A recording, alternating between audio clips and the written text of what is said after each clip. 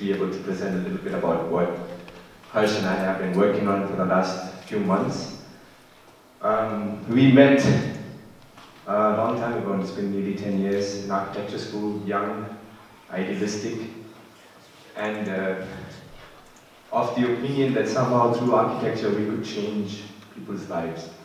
And coming from a place like India, where the context of the place, you know, we've come from middle-class families, we've had all the luxuries that we could hope for, but at the same time we see people on the streets living without homes, people living in informal settlements, and it really touches you in a way.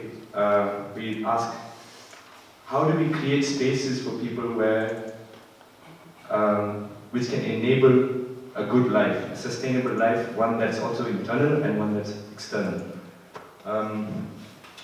So, of course, over the process of growing up through architecture school, seeing how the profession is, both of us have worked on a number of projects, there came a point where we were a bit disillusioned with what we thought architecture was capable of.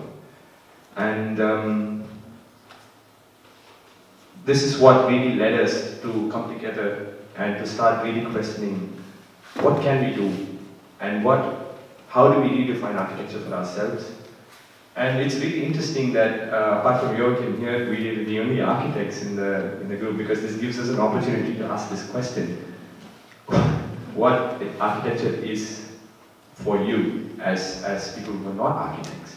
So maybe I'll give the mic to a couple of people in the front row, and you can give a word or two which reflects what you think architecture is. One here, and then I'll... It's like an extended room.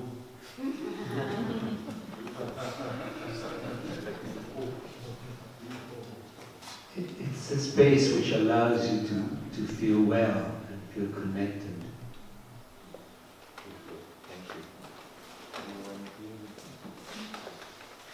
For me, it's a space to feel at home.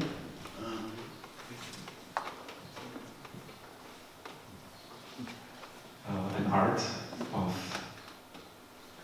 spaces for living. Lovely. So, 2 words. For me, architecture creates a symbol for our being at home in the world. One more voice. A person that helps me to live better. Thank you very much. Next slide. So there's 2 words that I heard repeatedly. One is the word space, and the second one is a feeling of home. So this is beautiful. That means I think all of us intrinsically understand what architecture is. It is something that, to me, connects our being in the world and really roots us to the planet. It's in some sense, it's the thing that connects us from here to the earth. Which is a very nice way to put it, but if you see what architecture is today, over the last 100 years, since the era of modernism, architecture has sort of grown to become this sort of a piece that is a creation of the architect and the architect. This is Zaha Hadid. She's a lovely architect, who's passed away now. But Zaha Hadid exemplifies the architect as an artist, as someone who creates a work, as a designer, and this work is often seen as being outside the context in which architecture is built. It is, the building behind it is a reflection of her being, rather than the expression of the people who probably couldn't inhabit the building. And so this is what we call the star-architect phenomenon. You know, you're a star, and therefore you can create forms in space which explode, which dance, which is beautiful. But to us, we felt that it was the kind of architecture that was, in some sense, alienating. And when you really think about the star-architect phenomenon, when you think about this sort of image of architecture as an artwork. And as the architect is the only one who can enable architecture, we realize that actually architecture doesn't need architects. There's a beautiful book called Architecture Without Architects by Bernard Rudofsky, if you get a chance to read it. Architecture has evolved over centuries in various different cultures as an expression of the particularity of the place, the climate, the materials available, the cultural expressions of the culture that builds it. And these are some examples from India. The first one was in Ahmedabad, this is in Kerala, in the south of India. And you see that the expressions and the aesthetic sensibilities of the culture is expressed in the form of architecture. So architecture in some sense has evolved through culture.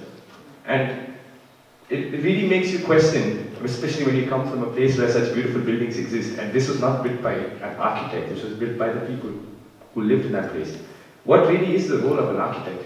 And can we really see ourselves as these sort of designers that are really detached from society? In some sense, what does it do? And what kind of architecture comes out as a result? And maybe Harsh is going to talk a little bit about that. So Sriram said that before that the idea of architecture that is outside you. That what we see today is there's Dubai on the left, which totally manifestation of form, of idea, what fantasy of form, cladded in glass and steel, where it's so hot and dry, that it's the most unhuman thing that you can do to the land in the first place and the people who live in there. And the right there is BMW Welton Unique, which is, we don't know what it is. It could be anything in there, like, so there is explorations of forms that are totally detached to our cultural forms or cultural ideas of what this place could be, what we think it could have. So what we think as a team of designers, that architecture cannot exist without a context. Context that could be physical, cultural, economical, temporal context, that it exists within that. And the previous slides, what we saw examples were the sort of product of an economical context that it exists in. That people, it allows people to enjoy a certain kind of luxury in that sense. Where our idea is that architecture can still exist with the context. Like this examples of, the one on the right is in South Africa and the one on the left is in India and the West. Both these are institutions of traditional cultures or techniques that were lost, but trying to regain them and put them into a sort of a revival of that. So these forms didn't exist previously when the techniques and traditions were being practiced, but now there is a possibility of using the same techniques and traditions to build something that is relevant for us today, a physical form that we collectively understand and locate to in time, and an evolution of a technique to something rather than a disconnect.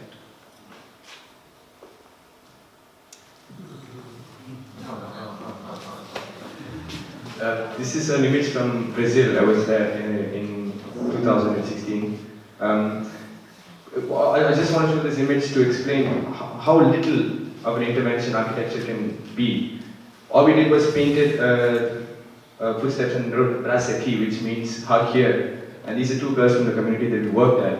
And it completely transformed that little pathway because people, every time they crossed each other, they would hug. And architecture can be as little as that.